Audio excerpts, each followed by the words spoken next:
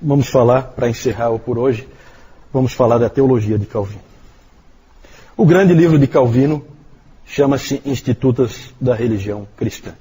Começou como um livreto escrito em 1536, que na edição atual, em inglês, tem 225 páginas, e terminou com 4 volumes, né? Eu pedi para o Nilton trazer para mostrar para vocês. 4 volumes, Institutas da Religião Cristã, mais de 1.500 páginas. A cada edição, Calvino expandia o seu livro. E ele também reorganizava. Uma famosa reorganização que ele fez foi tirar a predestinação, que estava no volume 1. Ele tirou de perto da doutrina da providência de Deus, que era onde ele tinha posto inicialmente, e jogou lá para depois da oração, já na vida cristã, no volume 3. Ele fez esse arranjo porque ele entendia que a predestinação ela não serve para você alcançar uma pessoa. Ela serve para dar conforto para quem já é cristão. Isso aí depois o Beza acabou avacalhando tudo, trazendo tudo de volta e não entendeu qual foi a intenção do Calvino. Né? Eu acho que esse pensamento é interessante a gente ter sempre em mente. Né? Você não usa a predestinação para alcançar uma pessoa. Você usa a predestinação como a Bíblia usa, para te dar conforto, segurança de que a tua salvação é irrevogável, que a tua salvação é segura, nada pode te separar do amor de Deus que está em Cristo Jesus, nosso Senhor. Ele ia aumentando o livro, ele nunca mudou nada no livro, mas ele ia aumentando. Ele ia enriquecendo com citações das Escrituras, com citações dos pais, dando apoio para ele. Os pais favoritos dele eram Crisóstomo e Bernardo de Claraval, né, mais recente o Bernardo, já da Idade Média, e principalmente Agostinho. Ele também ia expandindo conforme ele ia vivendo a condição de pastor. Ele exemplifica muito o que o Lutero disse. Lembra que o Lutero disse que você se torna teólogo vivendo experiências. Deus fez ele viver experiências, não só dele, mas também das outras pessoas na condição de pastor. Ele também ia estudando cada vez mais a palavra, melhorando o entendimento que ele tinha da palavra de Deus. Ele escreveu comentários de quase todos os livros da Bíblia. Aqui o Nilton trouxe para mim, para eu mostrar para vocês alguns comentários que nós já temos em português. Está saindo muito agora, né? Comentários do Calvino. Eu acho que vocês têm também. Aqui tem alguns. Deixa eu mostrar um separado aqui. Esse aqui de 1 Coríntios, ó, da Edições Paracletos. Esse aqui de Efésios, da Fiel. Certo? Comentários de Calvino às Escrituras. Ele morreu quando estava escrevendo o comentário em Ezequiel. Então ele não escreveu em todos os livros, até porque não deu. Um livro em que ele não se aventurou a escrever um comentário foi o livro de Apocalipse. E ele dizia que ele não escrevia um comentário porque ele não tinha entendido o livro. Certo? Hoje qualquer Zé Mané escreve comentário de Apocalipse. Não é verdade? É verdade. Né? Por quê? Porque falta humildade, gente. Falta humildade. Coisa que Calvino tinha de sobra. Isso é nítido nos escritos dele. Um contemporâneo dele, disse: ó grande e sábio Calvino, por não ter escrito um comentário de Apocalipse, já que ele não tinha entendido o livro. Ele não disse que ninguém pode entender. Ele disse que ele não tinha entendido. Se você entendeu, vá em frente. Eu não entendi. Certo? O professor Calhoun disse que 4 palavras descrevem os comentários de Calvino: exatidão, clareza, brevidade e humildade. Ele começou com Romanos em 1540, porque ele achava que o Romanos era uma chave para interpretar toda a Escritura. E realmente é, né? Quanto às institutas da religião cristã, características dela. Em primeiro lugar, ela é bíblica, extremamente bíblica. É uma obra com quase 7.000 citações bíblicas. Calvino ele é obcecado por dar base bíblica para tudo que ele defende. Sempre, sempre. E nunca ir além do que a Escritura diz. O John T. McNeill disse que a prontidão de Calvino em trazer trechos das Escrituras para apoiar todo e qualquer ponto de argumentação é impressionante e provavelmente nunca foi superada. A Escritura sempre, sempre, sempre. Em segundo lugar, ela é sistemática. essa obra é sistemática. Ele ajustava a ordem das coisas e ele fazia com que tivesse ligação entre um aspecto e o outro. O livro do Melanchthon, Locke Communis, parece mais assim um monte de livros justapostos, sem nenhum cruzamento entre eles. Já o Calvino não. O Calvino, a coisa toda ela tem uma amarração. Uma coisa depende da outra. Entretanto, Calvino dizia que nesse arranjo do entendimento da teologia, nós temos somente uma ignorância instruída. Então, a gente tem muito estudo, o que nos faz sermos ignorantes. Era assim que ele via, certo? Quando você termina de ler as Institutas, você termina como alguém muito instruído, mas totalmente ignorante. E aí ele diz que nós só podemos ir até onde a Escritura vai. Ele sempre usava a figura de que quando você tenta ir além das Escrituras, você cai num labirinto. Ele usava a palavra francesa, que eu acho que é bem parecida, para labirinto. Se você for além das Escrituras, você cai num labirinto. Não caia no labirinto. Fique sempre até onde as Escrituras vão. E ele fez exatamente isso na doutrina da eleição, pela qual ele é muito conhecido. Certo? Ele pegou a eleição, como está na palavra, e levou até onde dá para ir. E aí ele parou. Aí ele pegou a responsabilidade humana e levou até onde dá para ir. E aí ele parou. Ele não criou um sistema lógico em que ele consegue juntar essas duas coisas. Muitas pessoas acham que ele fez isso. Ele nunca fez isso. Por causa da humildade dele que ele tem diante de Deus e diante da palavra de Deus. O que ele fazia era o seguinte: ele leva as duas até onde a Escritura vai, e aí ele cai aos pés de Deus em adoração, como Paulo fez em Romanos 11, 33 a 36. Ó a profundidade da riqueza e da sabedoria e do conhecimento de Deus. É mais ou menos a mesma atitude. E aí a gente entra exatamente nesse próximo aspecto das Institutas, que elas são devocionais. Certo? Sempre há um elemento de adoração nelas. Parece estranho, mas o Warfield disse que não é a mente, mas o coração que Calvino tenta atingir primariamente com a sua teologia. Na primeira edição das Institutas, o subtítulo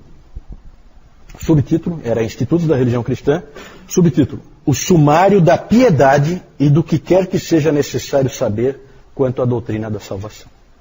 Então, o Tomás de Aquino tinha escrito a Summa Theologiae, sumário da teologia, do conhecimento de Deus. O Calvino escreveu a Summa Pietatis, o sumário da piedade. Certo? É diferente, a abordagem é diferente. O Calvino dizia que se as Escrituras te permitissem ir além do que ele foi, então vá. Só não vá se as Escrituras não te permitem ir. Quanta gente precisa ouvir essas coisas, hein, gente? Ele foi o mais longe que ele conseguiu ir. Mas é impressionante como em alguns pontos ele para e adora.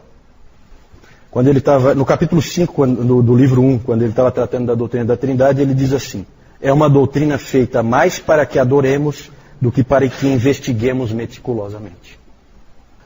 Quando ele escreveu sobre a doutrina da eleição, ele diz assim, no final: Deus quis que nós reverenciássemos, mas não que nós entendêssemos, para que também através disso ele nos enchesse de assombro. Né? Então vejam bem, gente, tem muita gente por aí que diz: não, calvinismo é o fatalismo, nem o cara... Não. Calvinismo é Escrituras. Ninguém disse que nós tínhamos entendido. Calvino nunca disse que... acabou de dizer. Deus quis que nós reverenciássemos, mas não que entendêssemos. Por quê? Porque Deus quer de nós adoração. Adoração. Por fim, as Institutas são práticas. Nada é mais marcante no trabalho do Calvino do que o fato de que ali você vê a síntese de um indivíduo que é um exegeta, um teólogo sistemático, um pastor e um pregador. Tudo junto, numa única pessoa. Ele não queria ser isso, mas Deus queria que ele fosse. Deus queria que ele fosse. Que ele fosse essas quatro coisas numa única pessoa, para que ele pudesse fazer o que ele fez, porque esse indivíduo vai irradiar o protestantismo para muitos outros lugares. certo? Muito mais do que o Lutero. Lutero é fundamental porque o Lutero abriu a porta.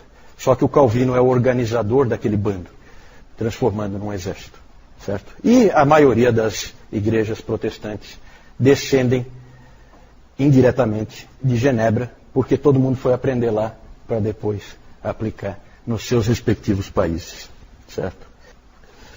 O Dr. Calhoun diz que se o Calvino tivesse seguido o seu caminho para Estrasburgo e tivesse se isolado numa torre de marfim, se tornando um acadêmico, ele também teria escrito as Institutas da Religião Cristã. Mas seria um outro livro, um livro diferente, certo? E o que nós temos é muito melhor.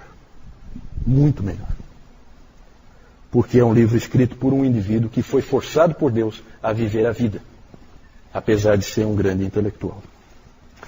A T.H.L. Parker disse: as Institutas de Calvino não foram escritas numa torre de marfim, mas no meio de agruras com crianças e de choro de bebês. Porque a casa onde Calvino morava tinha uma série de parentes que moravam com ele, todos com crianças pequenas. Então ele estudava com choro de criança, com todo tipo. As mulheres, inclusive, têm esses episódios, né, que as mulheres tratavam de todo jeito de isolar um pouco as crianças para defender o Calvino e ele conseguia se concentrar um pouco melhor lá onde ele estava estudando e escrevendo, né? O Calvino, para mim, minha avaliação, ele é muito parecido com o apóstolo Paulo, né? Toda a atitude dele, tudo que ele faz, a maneira como ele age, a maneira como ele escreve, acho que lembra muito. Só para encerrar, eu coloquei aí por último a questão da adaptação. O Calvino diz várias vezes que a Bíblia, esse livro, é Deus falando em linguagem infantil. É um pai que fala para os filhos em linguagem para criança. Ele usa parábolas. Hoje de manhã o Newton usou a figura do oleiro, né? Ele se colocou como um oleiro. Para quê? Para a criancinha dele entender, nós. Né? Porque vocês são pequenos, vocês não entendem nada. Eu preciso, como um pai, explicar para vocês. Essa é a atitude de Deus, era isso que Calvino dizia. Então Calvino falava muito da acomodação, da adaptação das Escrituras a nós. É um livro escrito para seres humanos. É um livro escrito para que a gente consiga entender e adorar, né? Mas ele não vai revelar tudo. Nós não vamos entender tudo sobre Deus na palavra. E ele dizia que a mesma coisa deve ser feita na igreja por aqueles que ensinam. Eles devem ter a mesma preocupação. Fazer com que as pessoas entendam a mensagem. Que elas se adaptem.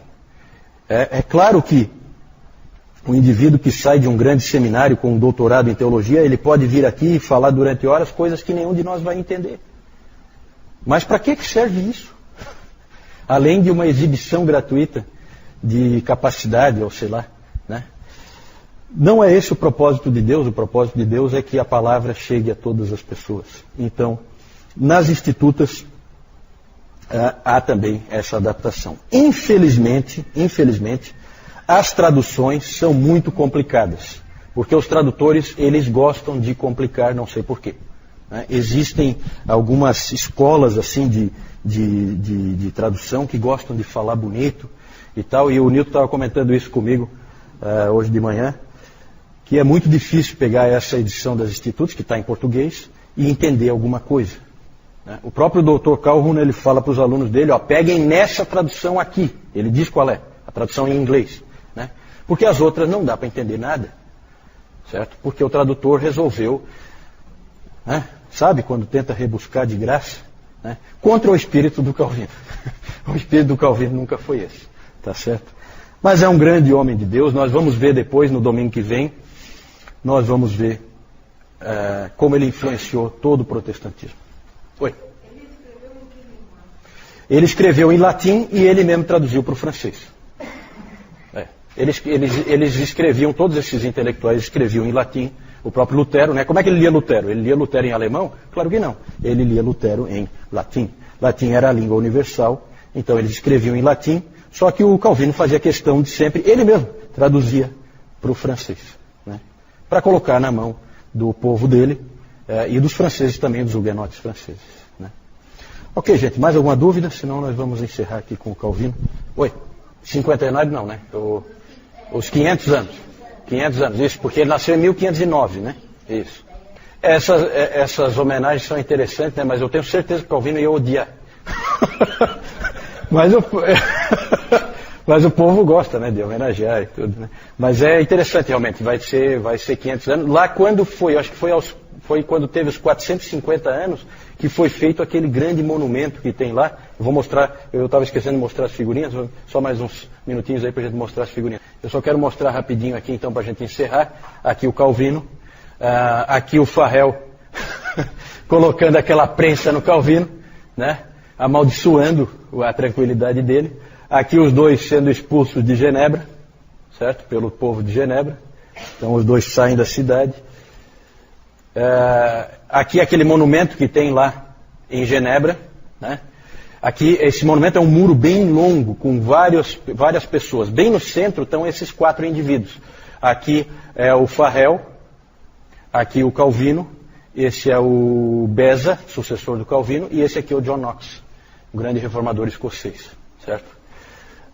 E aqui uma capa de uma edição de 1834 das Institutas da Religião Cristã, Ioannis Calvini, certo? Em latim, certo?